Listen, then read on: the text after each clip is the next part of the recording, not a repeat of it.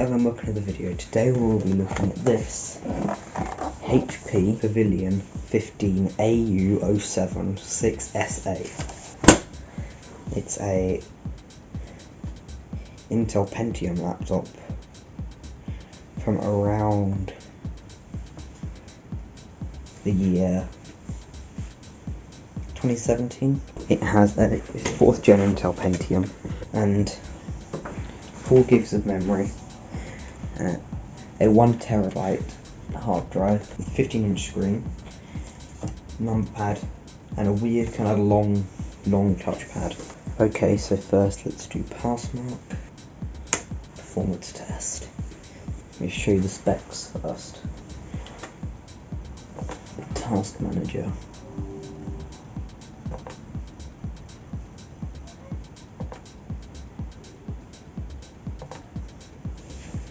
It has a Pentium 4405U processor running at 2.1 GHz.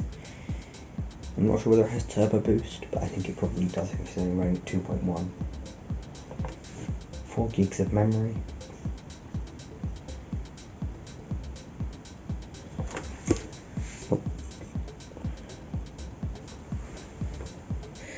Terabyte hard drive. Dual band AC Wi-Fi Intel, and Intel HD 510 graphics. So let's close that. Click run benchmark. Yes, I want to continue.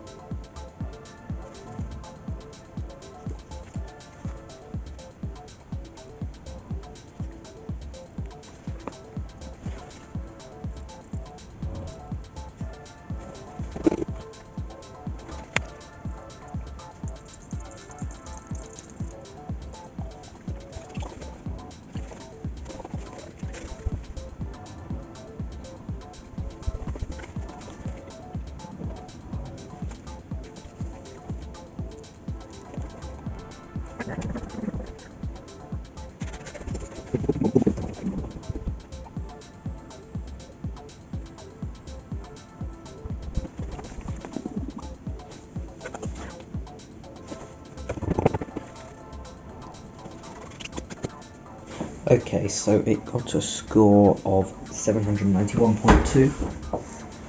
Okay, it got a CPU of 2102, 2D graphics of 98, 3D of 629, memory of 1234, disk of 729. But the disk is because it's got a old hard disk and it hasn't got an SSD in it, because I can't bother to upgrade it. As I was saying before, I was rudely interrupted. This hasn't got an SSD, it's got an old-fashioned hard disk. That's why the score is so low. So let's get out of here. Do the Scarlet Fire test.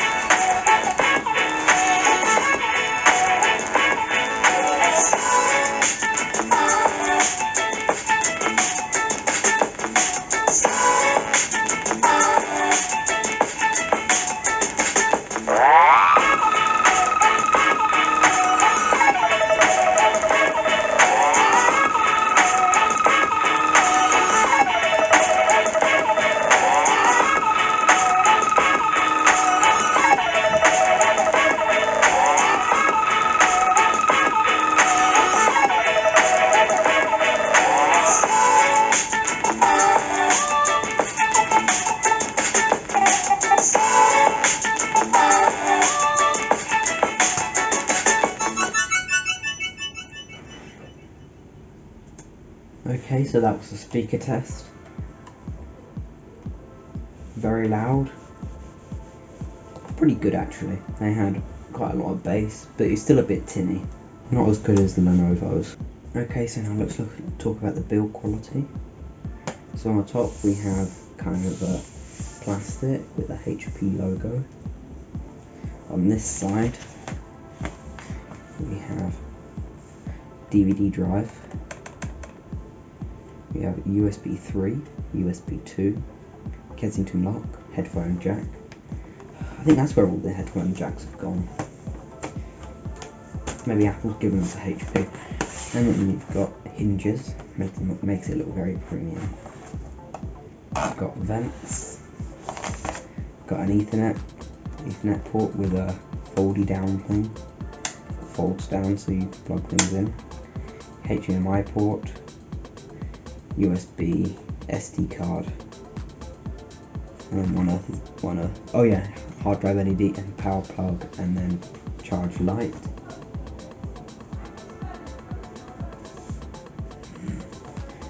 Inside, the screen is 1366 by 768.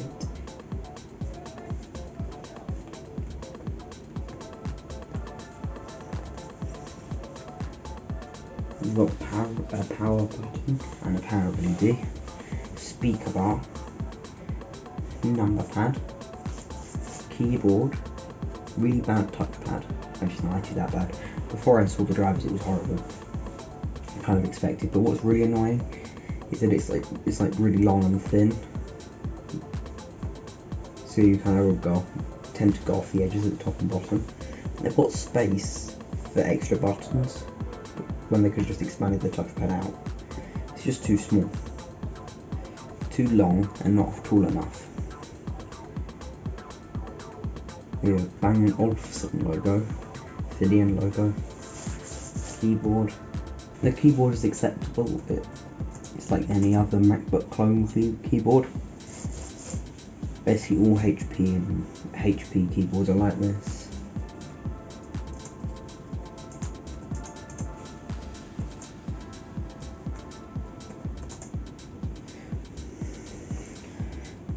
But you could probably get quite quick on it. It's perfectly fine. But I think the only thing it would need upgrading is probably 8 gigs of memory and an SSD, and that would make it perfectly usable. Okay, so now let's do the battery life test. So I'm going to go in here and I'm going to run up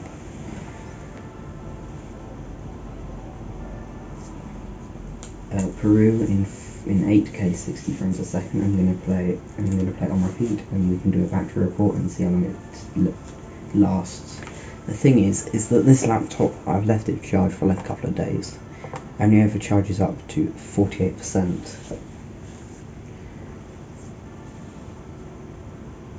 So yeah, this isn't going to be like a full thing. But once we do the get the battery report done, it will tell us the actual battery capacity. Okay, so I've made a battery report, and it says that the full charge capacity is the same as the design capacity. I'm not sure that's right. I don't think it probably isn't.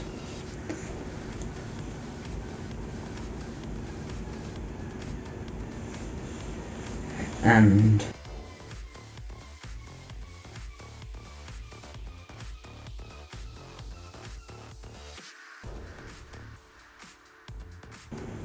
go out of here, cross out of there, cross out of there, and then we can shut it down. Okay, so thank you for watching, and bye.